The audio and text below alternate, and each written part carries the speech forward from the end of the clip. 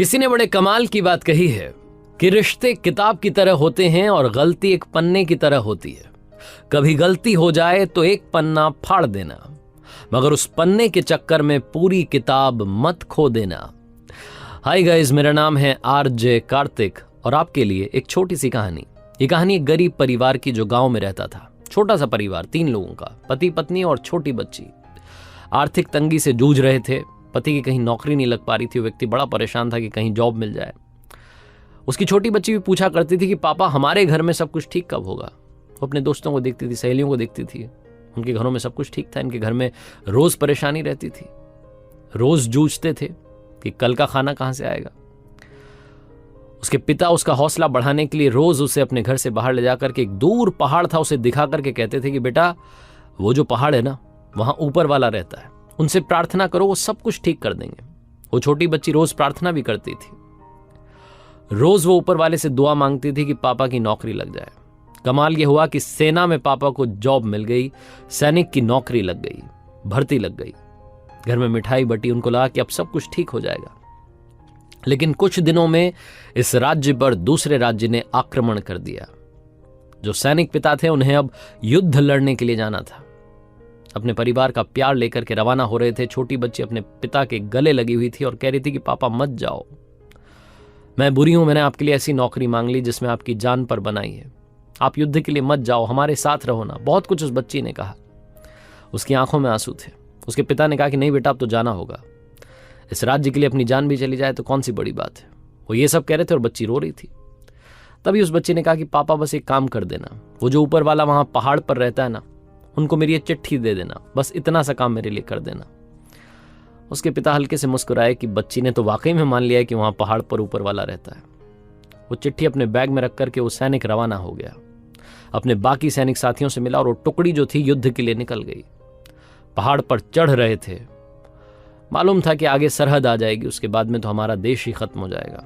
तो एक आखिरी पोस्ट ऑफिस था, वहां जो लेटर बॉक्स होता है उसमें जाकर के इस सैनिक पिता ने वो चिट्ठी डाली। और चिट्ठी डालने से पहले उस पर लिख दिया अपने हाथ से कि बेटा माफ करना, यहां कोई ऊपर वाला नहीं रहता है, मैं तो तुम्हारा हौसला बढ़ा रहा था। उसे लगा कि ये चिट्ठी वापस अपने घर भेज देता हूं, बच्ची को मिल जाएगी और बच्ची समझ जाएगी कि पापा झूठ बोल रहे थे। थोड़ा सा गुस्सा होगी, लेकिन क्या हो गया, अब मैं तो जा रहा हूं उस युद्ध में, पता नहीं जान बचेगी नहीं बचेगी। भीषण युद्ध हुआ। 2-3 महीने तक युद्ध चला।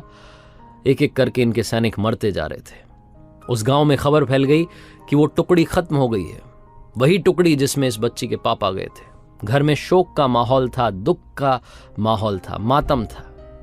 बच्ची बहुत रोई कि ये क्या कर दिया ऊपर वाले, आपने तो मेरे पिता को मुझसे छीन लिया। 3-4 महीने के बाद घर के दरवाजे पर एक व्यक्ति आकर के खड़ा हुआ, पतला दुबला सा, हाल बेहाल, फटे हाल, ऐसा लग रहा बहुत किसी ने मारा है। बच्ची पहचान गई, दौड़ के गई और पापा के गले लग गई, बोली कि पापा आप तो वापस आ गए। इसके सैनिक पिता को सामने वाली जो सेना थी वो बंदी बना करके ले गई थी, जिंदा पकड़ के ले गई थी, बहुत मारा था। जैसे तैसे व्यक्ति वहां से जान बचा करके भागा और घर वापस आया। पिता और उसकी पुत्री, ये बाप बेटी का मिलन हो ही रहा था कि तभी एक तीसरा व्यक्ति आया जो कि डाकिया था। वो आते से ही बोला कि माफ करना, वहां ऊपर पहाड़ पर युद्ध चल रहा था, इसलिए वहां से डाक नहीं आ पा रही थी, चिट्ठियां नहीं आ पा रही थी। और तभी उसने एक चिट्ठी इस व्यक्ति को दी। वही चिट्ठी थी जो इस व्यक्ति ने अपने घर के लिए वहां से भेजी थी, जिस पर लिखा था कि बेटा माफ करना, ऊपर वाला नहीं होता है, मैं तो तुमसे बस हौसला बढ़ाने के लिए बातें कहता था। ये व्यक्ति उस वक्त रो रहा था, आंखों में आंसू थे, अपनी बच्ची से इतने दिनों के बाद मिला था। उसी इमोशनल लम्हे में इसने वो चिट्ठी खोली और पढ़ना चाहा कि बेटी ने क्या मांगा था। और जब चिट्ठी खोली तो उसमें बच्ची ने लिख करके भेजा था कि हे ऊपर वाले, मेरे पिता को युद्ध से वापस सही सलामत भेज देना। वही सही सलामत व्यक्ति वहां घर पर खड़ा था, अपनी बेटी से मिल रहा था। उसकी आंखों से आंसू रुके नहीं। छोटी सी कहानी है, लेकिन हमें सिखाती है कि जिंदगी में विश्वास है तो आपकी दुआ कबूल होगी। वो ऊपर वाला आपकी भी सुनेगा। अगर आपने दिल से कुछ मांगा है तो वो आपको जरूर जरूर जरूर मिलेगा। बस आपके फेथ में, आपके बिलीफ में कमी नहीं आनी चाहिए, श्रद्धा में कमी नहीं आनी चाहिए, क्योंकि ऊपर वाला सिर्फ और सिर्फ भाव का भूखा है। अगर आपके भाव सच्चे हैं तो आप जो चाहते हैं वो आपको मिलकर के रहेगा, चाहे उसके लिए कितना भी वक्त लग जाए। आरजे कार्तिक इसलिए आपसे हमेशा कहता है कि ऊपर वाले के आशीर्वाद के साथ, अपनी सच्ची मेहनत के साथ और अपनों के प्यार के साथ कर दिखाओ कुछ ऐसा कि दुनिया करना चाहे आपके जैसा।